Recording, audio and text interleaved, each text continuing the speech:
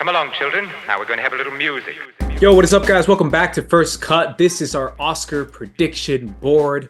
Will win, should win. We are here. We are back talking about the Oscars. I'm here with RB3 and Sabrina. How are you guys feeling about this year's Academy Awards?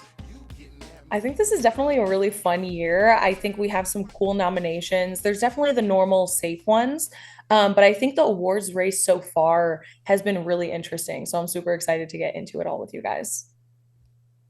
Yeah, no, same. I'm excited. I mean, there's so many good nominees. It is also pretty predictable too, though. Like we kind of know where a lot of these are going. So, Well, let's not wait any longer. We have up first. Our first category is going to be Best Actor in a Leading Role. The nominees are Bradley Cooper for Maestro, Coleman Domingo for Rustin, Paul Giamatti for The Holdovers, Cillian Murphy, Oppenheimer, and Jeffrey Wright, American Fiction. Sabrina, first to you. Who will win and who should win? My will win and should win is the same for this one. I do have Cillian Murphy. I know, Paul Giamatti has definitely snuck in the race for a few different award shows, some critics groups, but I think Cillian's going to be the one to take this. RB3. yeah, I also think this one's a pretty easy will win, should win too. It's going to be Cillian Murphy for me as well. I also really like the Holdovers, and I also enjoyed the Hangovers, right? And I also enjoyed,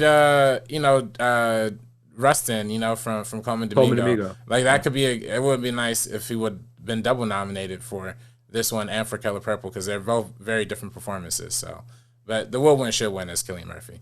Because this is so obvious, can I throw a curveball? Yeah. Can you guys give me one that you would have wanted to see? Maybe even could have won this category besides a Cillian? Or no? I'm gonna say someone who wasn't even nominated, Zac Efron. The way that personally Zac Efron's the dub Yeah. for me. And then second would probably be Paul Giamatti. Okay. Not super impressed with like Bradley Cooper and Maestro. I think he definitely deserved it for A Star Is Born, and he's gonna get that Oscar one day. But I don't think Maestro is the one to do it. Yeah, no, actually, you know what? I liked his performance in Maestro. I know, well, I don't know if I like this performance, but I liked him trying in Maestro. I don't like the Oscar baity, like the Oscar campaigning, but I like the movie itself. But I think for me, it would be either Zac Efron or it would be there's another one that I was thinking of too that it just escaped my head just like that quick. But yeah, I'll probably put Zac Efron up there too. Yeah. Taste. Makes sense. Let's move on to Best Actress in a Leading Role. We have, oh, my bad. Best Actress in a Leading Role. We have Annette Bening for Nyad, Lily Gladstone for Killers of the Flower Moon, Sandra Hüller for Anatomy of a Fall, Carey Mulligan, Maestro, and Emma Stone for Poor Things. Sabrina again. Who will win and who should win? Again, this one's the same for me. Will win, should win. I'm going to take the plunge for Lily Gladstone. I think not only does the Academy kind of favor some of those historic wins, her and Emma Stone have been neck and neck throughout a lot of this awards race. But the SAG win, I think definitely cemented it where I think this is Lily Gladstone's year. Yeah, I just realized I don't know if I said my best actor leading role. Yeah, I was gonna say. Let us know. Let us know. It's Cillian Murphy. Will win, should win. Mhm. Yes. RB3 now for leading actress for actors in a leading role. Yeah, I mean, I think the should win is also Lily Gladstone. I was also thinking, what I meant to say for Best Actor, we didn't see up there was Leonardo DiCaprio for Killers of the Flower Moon as well. I was rewatching it today, and he is like hilariously dumb in that movie. Like he is so stupid. Like he plays stupid so well in that film.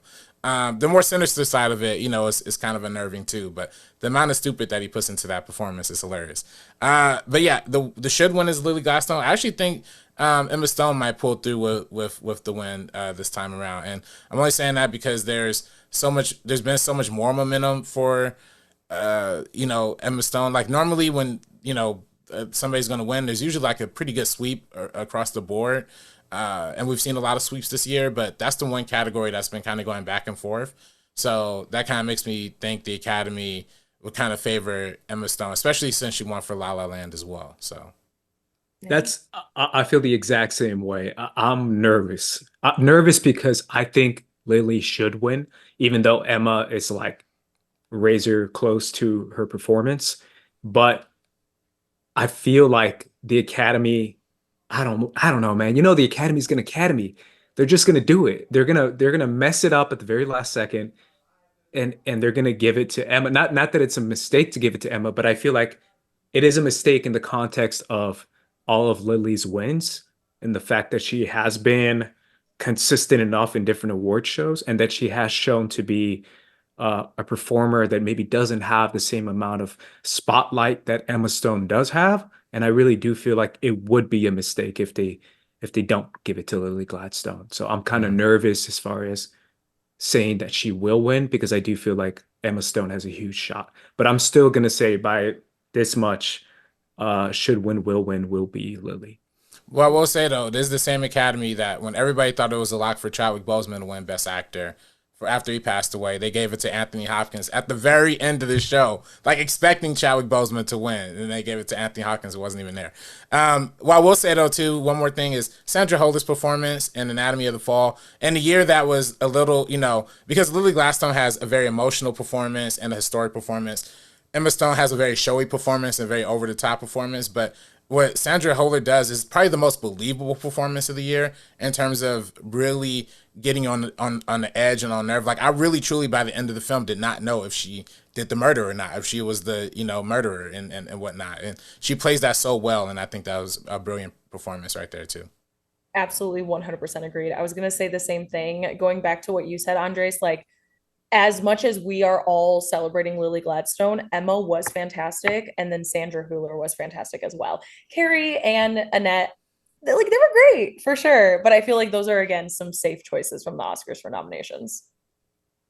Now let's move on to Best Supporting Actor in a Leading Role. The nominees are Sterling K. Brown, American Fiction, Robert De Niro, Killers of the Flower Moon, Robert Downey Jr., Oppenheimer, Ryan Gosling, Barbie, and Mark Ruffalo for um, Poor Things. I'll go to you, RB3. Oh, me. Okay. Who will win? Who should win? The will win is probably Robert Downey Jr. and Oppenheimer, just because he's been sweeping all the way across the board. The should win, though, to me, is actually Sterling K. Brown in American Fiction. Wow. To me, that was the most hilarious, understated performance of the year. Like all the other performances, Ryan Gosling as Ken is hilarious. Everything else is really funny.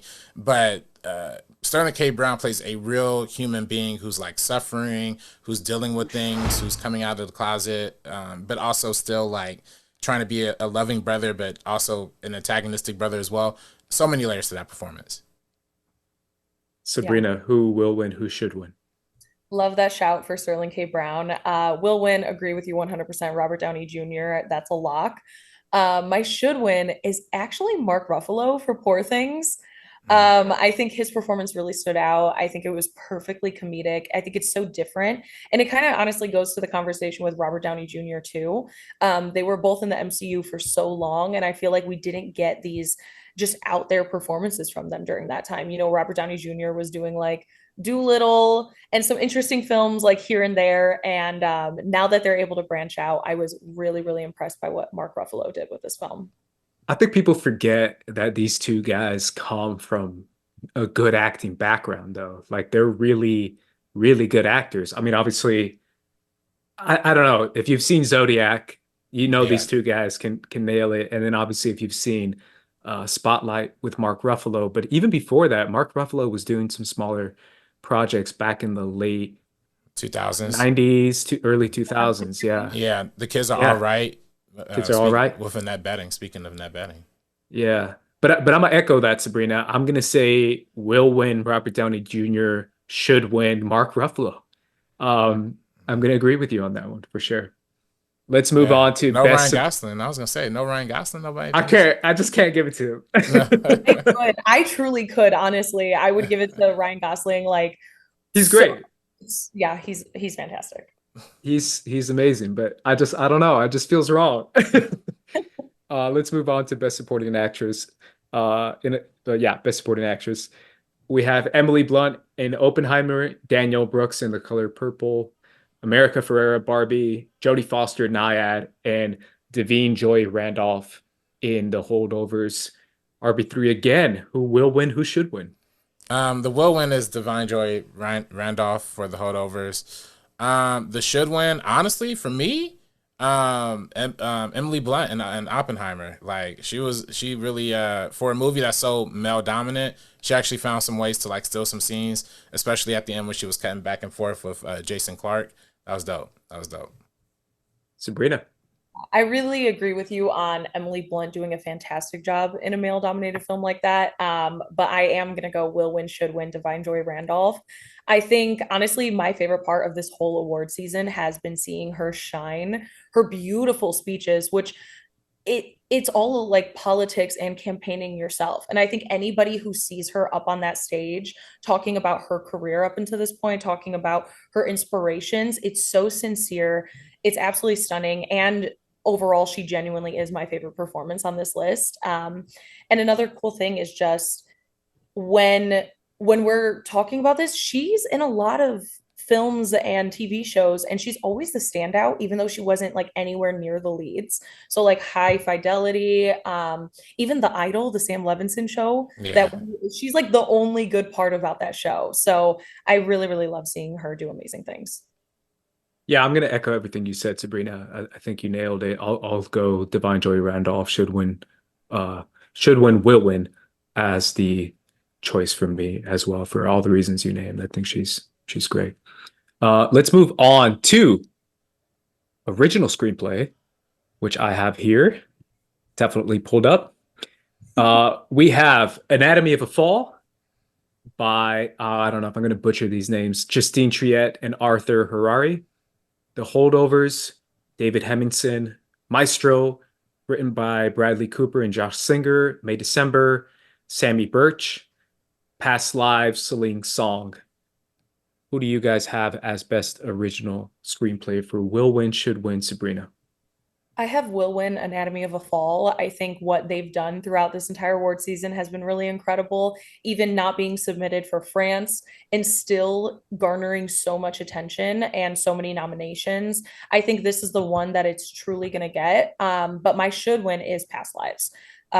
We've talked about it, poignant, beautiful.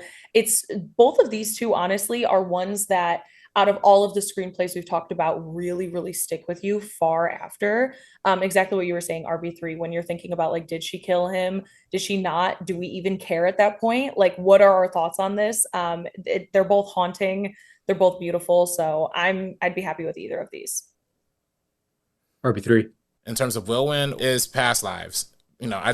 I know it's a little bit of an outsider, but I just kind of feeling it. I feel like people love it, and I feel like the screenplay in particular and the author's story is so much engraved into it. And then the should win is honestly close between Past Lives and The Holdovers. Like I feel like both of those are amazing screenplays. The one fault that I have in the screenplay is the same fault that I have with Divine Joy Randolph's character, not her performance. It's just there's a lack of agency for that character. Otherwise, though, like it's an amazing, like beautiful screenplay that feels very Alexander Payne. And for a category that's filled with a bunch of directors, like Alexander Payne usually writes his own movies. Todd Haynes usually writes his own movies, but these aren't written by these directors, but they still feel like part of those directors like writing lineage. So even May December should like also be in that conversation too. But honestly, yeah, will win. Past Lives should be Past Lives and or Holdovers. Okay. I'm gonna go with should win, will win, Celine Song for Past Lives. I think it's I don't know. I just feel like that's the one that really stood out the most to me, and the original screenplay as a whole really deserves it. And I think you're right, RB3. I think people are vibing with it now more than ever. So I think it will win for sure. I would love to see it. I just think it didn't have any legs, honestly. I think Justine Triet being nominated for director is a really good shot for her to get nominated for screenplay as well. And I would love to see Past Lives. I wanted to see Celine Song in the director category too. But yeah, it just didn't hold up. I feel like towards the end of this award season as much as I wanted it to. That's the only one thing. Mm-hmm. Yeah. Let's move on to adapted screenplay. We have American Fiction, written by Cord Jefferson, Barbie, Greta Gerwig and Noah Baumbach, Oppenheimer, Christopher Nolan, Poor Things, Tony McNarma, and The Zone of Interest, Jonathan Glazer. RB3, I'll go to you. Who will win? Who should win? I think the will win is Poor Things for I forgot that author's name or writer's name, and then the should win. I'll also say Poor Things as well. It's close for me between Poor Things and Oppenheimer, honestly, and honestly Barbie. I mean, honestly, like the fact that that's an adapted screenplay, but it's really very close to an original screenplay that was debated if it was an original screenplay or not. I think almost elevates Barbie a little bit more. So I would say Barbie is really high up there, but I think the will win and the should win is Poor Things. Sabrina.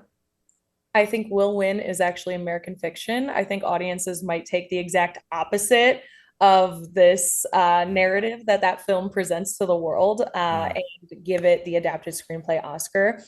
And then for should win, I agree with you, RB3 on Poor Things. I think Poor Things definitely deserves it with the world and that Yorgos took from this novel and adapted onto the screen. I think is just absolutely incredible, and the pacing and just phenomenal. Barbie's really cool. Like I think again, that's kind of on the same thing with Past Lives, where I don't think it has as many like awards legs anymore. I think some technical categories and of course song. But that kind of ran out. And then also it was added really late, like you were talking about with that debate. It was adapted or it was added to adapted screenplay pretty late in the game. So yeah.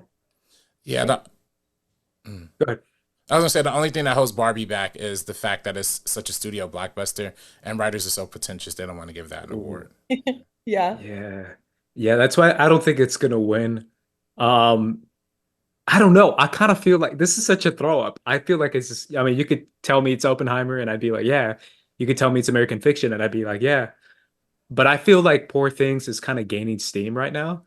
And I kind of feel like it will win and I kind of feel like it should win, to be honest. So I'm gonna go with Poor Things Yeah. as my choice. Let me make one thing clear. I'm black, you know. I don't want to say a bunch of anti-black stuff. I already talked bad about Van Joy Randolph, you know. But if American Fiction wins anything besides Best Supporting Actor, I will throw a remote at the TV. Like I will be so mad. That is the worst black movie of the year. Like for sure, for sure. And you can see me and Andre. Not the worst. I'm over exaggerating. Let me not be mean. It's a decent film, but like.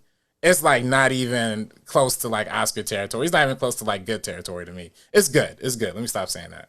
Jeffrey Wright, Sterling K. Brown, a lot of the performances phenomenal, but I agree with the screenplay especially. I think that's actually probably one of the weakest parts about the entire film. But I think it's still gonna get the win. Yeah, it's like the ending. Where's the ending? Like the ending. I don't know. I have a lot of thoughts on that movie. I think I got a little bit of it out during our review, but yeah, I just don't think it's the best one, and I feel like it's kind of a setup. I don't know. I think it's a setup, bro. That's just my opinion. Let's move on to animated feature. We have The Boy and the Heron from Miyazaki and Toshio Suzuki. Elemental by Peter Son and Denise Ream. We have Nimona, Nick Bruno, Troy Quayne, Karen Ryan, and Julie Zachary. And then Robot Dreams from Pablo Berger, Iban Comenzana, Igansi Estape, and Sandre Tapia Diaz. And then a Spider-Man Across the Spider-Verse, Kent Powers, Justin K. Thompson, Phil Lord, and Chris Miller, and Amy Pascal. Will win, should win. I'll start with you, Sabrina. I think will and should win Across the Spider-Verse 100%. I think this animated category is a little bit weaker than it has been in some years past. And Across the Spider-Verse already has been like a juggernaut. We've talked about it. Like we even would have liked to see it nominated for Best Picture this year. So yeah, I'm locked in on that one. RB3. Yeah, I mean, I think the should win is Across the Spider-Verse for sure. I actually think the will win, unfortunately. Not unfortunately, because I do love this movie, but I think The Boy and the Heron is gonna take the award. Only because Miyazaki's old, he's a legend. They love awarding that kind of stuff. It won the Golden Globe this year, and there's a huge anti-Marvel bias like all across the board. I think the fact that Spider-Verse only got nominated for Best Animated Feature and not in like sound editing or original song or any other category speaks volumes to how they personally feel about the movie, and they just see it as another comic book movie that they gave the first movie an Oscar for, so why didn't they need to give the second one an Oscar for it too? So Unfortunately, I feel like that's kind of sentiment that's really rising up for sure. It really gets me upset, to be honest. We talked about animation a lot over these past few weeks, every three, and me and some other videos that I've made as well. And I just feel like there's some haterade going on with this across the Spider-Verse, and it's frustrating to see. And yet I still feel like just like I don't know, miracles can happen. Love conquers all. It's gonna do it. I still feel like will win, should win. It'll be Across the Spider-Verse. So yeah. Also, remember they didn't nominate the Lego Movie for Best Animated Feature when most people thought that should have won that year. That's another Phil Lord and Chris Miller. So let's move on to cinematography, which I have to pull up. So it's going to be El Conde, Edward Lockman, Killers of the Flower Moon, Rodrigo Prieto, Maestro, Matthew Libatique, Oppenheimer, Hoyt van Hoytema, and Poor Things, Robbie Ryan. Will win, should win, RB3. The will win is Oppenheimer, of course. Hoyt van Hormita, and I don't know, I probably mispronounced the last name. And I actually think I think it's a should win, but I also will say Rodrigo Pesto should, to me, that should be a should win too. Not only for Killers of the Flower Moon, but for shooting Barbie as well. He shot both of those movies, so I kind of feel like giving him an award for Killers of the Flower Moon is like giving him an Oscar for both. So will win Oppenheimer, should win Rodrigo Presto for Killers of the Flower Moon / Barbie. Sabrina. So I love all the points that you're actually making. I agree with you 100%. I am gonna go will win, should win, Poor Things though. Just because again, I think in a year of Oppenheimer, Poor Things is out of a lot of those conversations when we talk about director, even Best Picture. But I think in any other year, Poor Things could have had the chance to really reach the top. So giving them this award is at least a little bit something to kind of show the appreciation for how well crafted of a film this truly is. Wow. I think it's tough, but I still feel like Oppenheimer should win and will win. I do feel like when we're talking about cinematographers just doing it different, Hoyt is one of those guys. And I feel like, I don't know. I love Nope. Maybe this is just my Nope bias coming out. I feel like this will be an Oscar for Nope too, which deserved to get some love that year, and it didn't. So shout out to Oppenheimer because I feel like it should win it, and it really does have some really amazing shots. So I think it deserves it. Yeah, for people who don't know, Hoyt has shot Nope, Tenet, Interstellar was his first collaboration with Nolan, just with that movie. So it's like this man has been killing it nonstop and has not gotten an Oscar yet, so he deserves one. Let's move on to a massive category. We have Best Director. Let me pull this one up. We have Justine Triet for Anatomy of a Fall, Martin Scorsese, Killers of the Flower Moon, Christopher Nolan, Oppenheimer, Yorgos Lanthimos, Poor Things, and Jonathan Glazer, Zone of Interest. I'll go to you, Sabrina. Who will win? Who should win? I'm gonna do will win, Christopher Nolan, should win, Yorgos Lanthimos. Again, I think this is my bias. Yeah. I also love Christopher Nolan. Like honestly, I think Christopher Nolan is not just a fantastic director, but I also think he's a really cool person. I know like he goes to a lot of the LA theaters and just sees movies all the time. Like he is such a film nerd and film fan. He has the craziest pulls of all time, even throughout the press tour for Oppenheimer. He was talking about like Diary of a Wimpy Kid, Roderick Rules. Yeah. One actor, Devin Bostick, is in the film. Like Christopher Nolan knows film. I think he deserves it 100%. And I'm going to be really excited to see him win this award. Like I said, Oppenheimer is a huge juggernaut. It's deserved, even though I'm on the Yorgos train. RP3. Actually 100% agree with Sabrina. I think the will win is Christopher Nolan, but I actually think the should win in terms of pure directing choices, Yorgos Lanthimos is like up there for sure, because Poor Things is 100% style. Like that is an 100% weird movie. Nobody else can do the movie like Yorgos Lanthimos did it, but as a very distinct touch, a very weird touch. But it's next level. So they're both, they're both. I think too, Nolan does deserve it as well. If this was a different year, I would have loved for both of them to get it in like different years, but they're both nominated, so yeah. Andres' reaction to this. Yeah, I'm blown away, man. Damn, bro. I've never been the biggest Yorgos fan. You know that RB3. We did an episode on him. Um, but I do feel like everything you're saying does make a lot of sense. But at the same time, it's interesting to think that this is the Christopher Nolan movie above them all. Isn't that crazy to think about? I don't know. I find it crazy. We've come after Inception, we've come after Interstellar, we've come after The Dark Knight, The Dark Knight Dunkirk. Rises, Dunkirk. That's a great one, RB3, Dunkirk. My God. Like, and yet this one is the one that is everyone's like, no, this is the one. I don't know. I feel like he deserves it for this movie as well, but it's also like the amount of art this guy made, the amount of people who look me in the eyes and told me, I don't know if you guys were one of them. I don't think you were, but looked me in the eyes and told me I was crazy for loving Interstellar. I love that movie. And everyone was like, you're crazy. The movie sucked. And I was like, what? What? This guy was balling. He did like a 40-point game, triple double, bro. Come on. I was gonna say that's top tier Nolan. Who's Yeah. who's saying stuff like this about Interstellar? People were saying that after people when it were first coming came out. out. Oh yeah, When it first came out, yeah, people were hating. on it. Yeah, I remember. They're like, love saves the universe. What? Love? Corny, bro. Oh, I probably I was did like, say that. You know what? You're right. I think you might have been one of them. And I was like, love does save the universe, man. Love conquers all, bro. Well, honestly, exactly what you're saying though, Andre. It's like it's a story. It's a story of a director who has been it's like a mixture. Like although his films have never truly broken out in like award seasons in the past, like he has been in the conversation. He has been in the conversation so much. Even I mean, casual movie going audiences know who Christopher Nolan is. And then with this one, not only is all of that story there, which I already think is cool enough, it's like this is a biopic. And it's not just your normal Bohemian Rhapsody biopic. This is a biopic with style. It did incredible at the box office. It was part of a cultural phenomenon. I just think there is so much there to really dig into. It's very layered and rich. So I am 100%. super happy to see Christopher Nolan. And I'm not an Interstellar hater.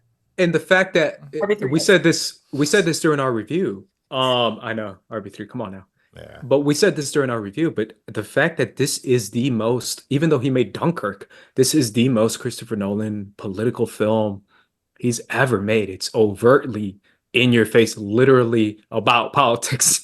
It takes place in a hearing, and it's all about a hearing as far as what are the consequences as far as creating the atomic bomb is way more a focus in the movie than the actual creation of the bomb, in my opinion. It's more about the consequences of it, the political consequences, and the political questions that are raised throughout the entirety of the movie. So the fact that Nolan goes out like this to me makes it that much better, in my opinion. That's why I'm going with will win, should win Nolan. Listen, as great as Nolan is, he did not give us William Dafoe burping the green stomach, bubble out of his, belching. Yeah, so, nothing could top that for Yargos.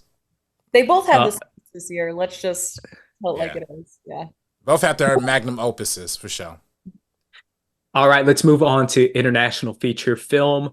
We have Io Capitano, Italy, Perfect Days, Japan, Society of the Snow for Spain, The Teacher's Lounge, Germany, and The Zone of Interest, United Kingdom. RB3, will win, should win. There's a little bit of a plot twist for everybody, but I actually do think Teacher's Lounge from Germany is the should win, at least. The will win is Zone of Interest, of course, is nominated for Best Picture, Best Director. But the should win, I think, is definitely Teacher's Lounge. Sabrina. I definitely need to check out a bunch of ones on this list, even including my will win, should win, which is Zone of Interest. I guess I can't even say should win because I haven't even seen it myself. I know we've talked about this a lot, but I feel like this year has been really tough to like seek out a lot of these films. And Zone of Interest right now, I know it's available for rent for like $20, but like I want to see it in a theater or I want to see it on streaming for free if I'm already paying for the services. So that's just a PSA right there. But yeah, Zone of Interest. Yeah, am I tripping right now? Maybe I'm tripping. Is Anatomy of the Fall not Does that not count? Get submitted. Oh yeah. Yeah. Yeah. That I was a feel fair like I'm out song. of the loop with Wild. that. My bad. All right. Maybe I'm tripping. Perfect Days, I heard is amazing. So I've shout heard out that too. Perfect Days. I'll go with the only one I've seen out of these, and that is Society of the Snow. Mm, So I'll go Should Win, Will Win, Society of the Snow for that this one one. too is phenomenal. Shout out Netflix. That is Also, brutal. and It's brutal. it is brutal, but it's also a great score. I believe Michael Giacchino did the score for that, if I'm not mistaken. Great So score, yeah. Let's move on to visual effects. Visual effects, I believe, is on the bottom. yeah. In this, we have The Creator, Mm. Godzilla Minus One, Guardians of the Galaxy Volume 3, Mission Impossible, Dead Reckoning, and Napoleon. Sabrina, I have to start with you because RB3's got to be last in this one. I can already Uh, hear it. Y'all are will cooking. win, should win. My will win, should win is Godzilla minus one. I think, again, this is another one with a story, a super small team, and what they were able to accomplish is absolutely phenomenal. Again, I will always give the flowers to teams that can create such magic and not be under some of the bigger blockbusters that have some time constraints, some poorly managed teams, and then it shows in the films. It's not on the visual effects artists themselves, but it's on the people that are managing all of that. So I think Godzilla minus one has it. RB3. I think the will win is Godzilla minus one, because everything Sabrina said, the small team, the low budget, the very personal feeling, effort that seemingly goes put into it, and the fact that the director did the visual effects. That'll be the first time since Stanley Kubrick that a director has won best visual effects for his own movie. And also the first time a Godzilla movie has won an Oscar ever. But then I think the should win is actually, surprise, surprise, Andres, Guardians of the Galaxy Volume 3. Yeah, Whoa. and I think that one What? is the one I feel like should win, mainly because it always goes back to Rocket. It always goes back to Rocket. The fact that they sold me so well on Rocket, they sold me on the furry little creature, and some of the other stuff looks like poop. Like when they have like the big fight scene down the hallway, like that one doesn't look that good. But just Rocket, his friend Lila, the one eye little homie, with the robot arm, like it was all, Or yeah, yeah, that one, Chiefs. yeah, Teeves, with the teeth, yeah, it was all sad, so, but it was beautifully done, so. This is a day to be remembered in history. RB3 picks the biggest wild card of all the wild cards after years of yelling at Josh Brolin, Yeah, telling him he's not Thanos, no, that's not believable at all, no. and yelling at me for liking anything Marvel. RB3 has come around. It's This is actually tough. I actually Mm, think Spider-Verse should be in this. I think we already mentioned that before, mm, but I really do feel like it should be in it and it should win it, in my opinion. mm, But since it's not in it, really keep an eye out on the creator. That mm. movie like really just had a solid fusion between the two that I think is super, super underrated. And yet I still feel like by a little bit, it'll be Godzilla minus one. So I'm gonna go with Godzilla minus one should win, will win for Yeah, that one. the one thing about the creator that's interesting is that they shot it on a Sony FX3, which is a very consumer friendly camera. So they did a lot of visual effects on a very low budget and like pretty consumer friendly, camera settings. So it is a good accomplishment for 80 million. Yeah, let's move on to editing, which I did not have pulled up. Mm. So, oh yeah, here it is. Anatomy of a Fall, The Holdovers, Killers of the Flower Moon, Oppenheimer, and Poor Things. I'm going to go to you first, RB3, Mr. Editing Man himself. Who Mm. will win? Who should win? The will win is Oppenheimer. I feel like just because it's a 3 hour movie and it moves really fast. The should win, honestly, I was rewatching Killers of the Flower Moon today, and that was a phenomenally edited movie. Like it's long, it's 3 hours and 30 minutes, but when you watch it the way it was meant to be watched, like on Apple TV, taking pauses, checking TikTok every now and then, like it's actually a beautiful, like kind of enthralling movie. You look down for 1 second, you look back up, you're like, oh shoot, I'm on the hook again. And Thelma Schumacher, 84-year-old legend in Hollywood, probably one of the best editors, if not the best editor of all time. So shout out to that. Killers of Fire. Damn. Sabrina, what about you? Mine is the exact opposite. I have will win Thelma Schoonmaker for Killers of the Flower Moon and then should win Jennifer Lame for Oppenheimer. Like RB3 said, Thelma is an absolute legend in the industry. I think what she has accomplished in her career is absolutely incredible. And I think when people talk about Scorsese's work or a lot of other iconic filmmakers' work, they should talk about her right alongside them. So I would love to see her get this one. Wow. I'm gonna go. I don't know. I'm zagging. I don't know what to say. I'm going based off you, Sabrina, but I'm doubling down on it. Will win, should win. Oppenheimer is going to do it, in my opinion. And I know that they might kind of go Killers of the Flower Moon, but I feel like Oppenheimer is just riding this train Yeah. all the way, just down the middle, crushing through any competition. So that's why I'm going with them. Now we go to score, which I wanted to do, even though you guys weren't super keen on it, but we have American Fiction, Indiana Jones and the Dial of Destiny, Killers of the Flower Moon, Oppenheimer, and Poor Things. RB3, I'm going to start with you. Will win, should win. Yeah, if American Fiction or Indiana Jones wins, I will throw in remote control at the TV. I am not playing. Why is this white woman nominated for American Fiction? Okay, let me stop. And then for will win and should win is Oppenheimer. Ludwig Göransson is that score's phenomenal, man. I can't take away from him. Sabrina. Will win Oppenheimer, should win Poor Things. Honestly, I really loved the way Poor Things score elevated the story. I think it was really in line with that fairy tale, almost childlike but mature. It's almost like that idea of, like girlhood and healing your inner child. That's kind of what I felt when hearing that score throughout this film. So, yeah. I'm going should win, will win, Ludwig again. For Oppenheimer. For Oppenheimer, but also Wakanda Forever. One of the best scores of the last 5 years, and no one cared about it. But I thought it was amazing. I thought it was better than the first one. And the first one won an Oscar. So there's that. Let's move on to Best Song quickly. Let me pull it up. The nominees. These are all not in order. I have The Fire Inside Me from Flaming Hot. I'm Just Ken from Barbie. It Never Went Away, American Symphony. Wazaza from Killers of the Flower Moon. And What Was I Made For? Sabrina. Will win, should win. Will win will be What Was I Made For? Obviously, that has already swept across the board. It's gonna win. I'm just holding out for I'm Just Ken. I think to have such a silly, fun, crazy song out there, I will never forget my like watching this film for the first time, not knowing this song was coming at all during my press screening.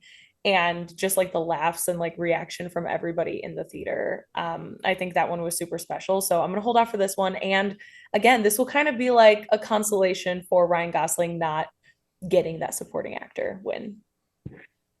Yeah, I'm going to echo everything you said. And I know I'm jumping in before you, RB3, but I just feel like will win. It will be What Was I Made For? Like that one has already won like Grammys. So I just feel like people are just going to give it. And Billie Eilish is a previous winner. They're just going to give it to her. Yeah.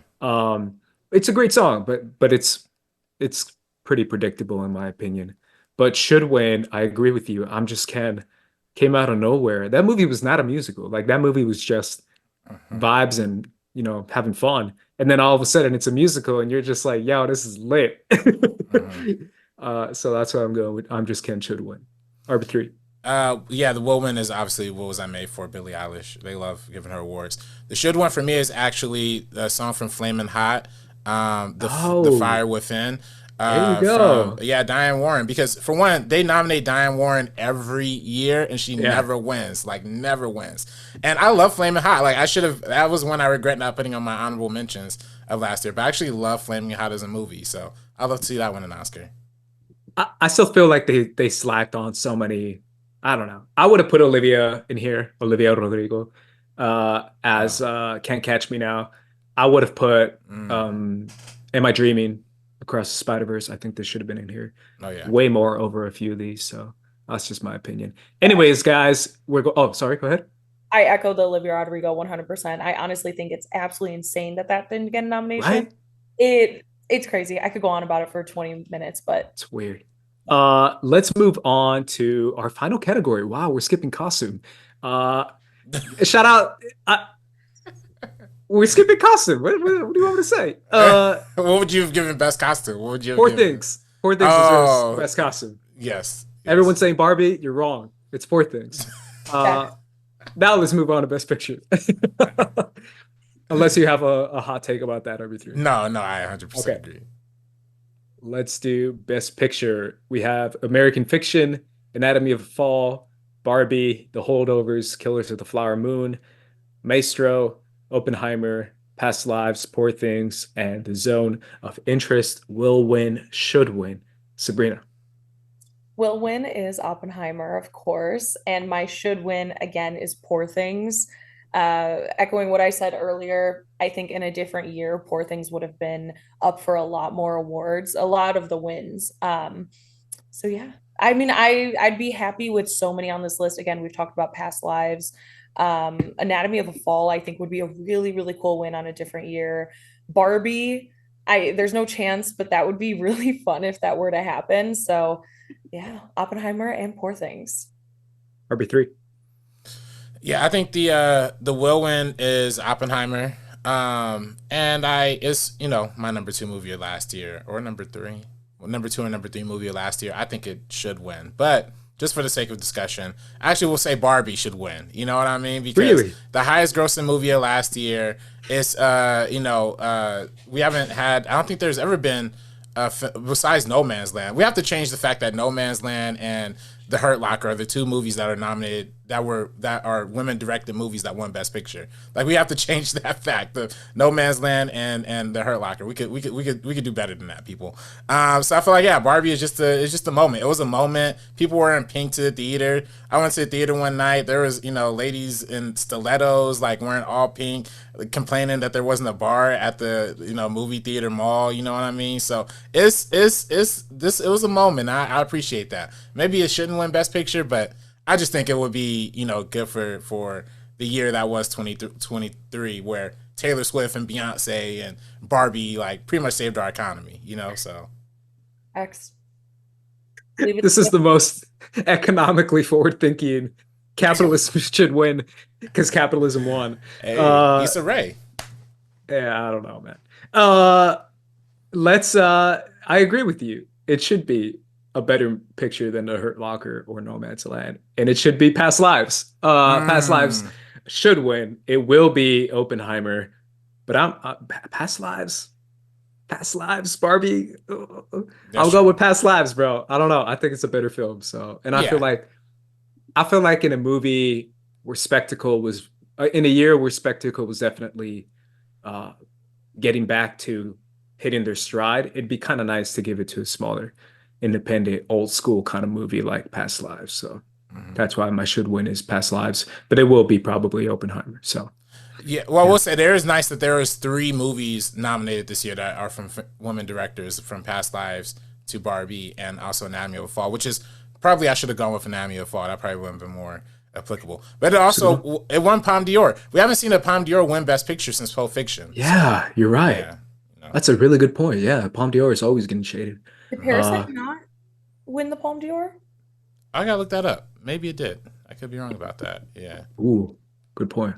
But I remember they always pick movies that never. It did. Oh, it did. Okay. Yeah, so it would be Parasite would be the most recent, which again is one of the best examples of a film that truly, truly, truly had the story and deserved the win. I remember how excited we were about that one. Anatomy of a Fall is super, super cool. Barbie, if you asked me the second I left the theater in July, if you asked me should Barbie win Best Picture, I would have said absolutely, this is the greatest film of all time. And there's a part of me that still believes that to this day. But then when you put it up against exactly what you're talking about, Andres, like Past Lives, Poor Things, that's my should win. There is this huge stark difference almost, and I don't know if it's me being more cynical about the whole box office of it all, I am a huge Greta Gerwig fan. I just think the way this narrative has ran a little bit, especially when the nominations came out and Margot Robbie didn't get nominated, um, those conversations kind of sour the film for me because it's like that's all besides the point, you know? Yeah, I kind of agree. Alrighty, guys, those were our thoughts on predictions for this year's Oscars on Sunday. Make sure you guys tune in and watch. Make sure you guys follow us as we will most likely be reacting to the Oscars live on Twitter. So make sure to follow us. You can follow me at Squad Leader Ace, RB3. Follow me on Twitter and Instagram at Director RB3. Sabrina. You can follow me on Twitter and TikTok at Sabrina on Film, and then Instagram at Sabrina.onfilm. Yeah, TikTok. You can also follow us at TikTok at First Cut TMO, and follow us right here on YouTube as well. We will be posting more videos. Make sure to check out our channel. We have Avatar: The Last Airbender reviews. We have Dune reviews. So make sure you guys check that out as well. Either way, guys, for the First Cut crew, we're going to be peacing out. So peace, deuces. It's either me or you. It's either me or you. You do the math, only one can remain.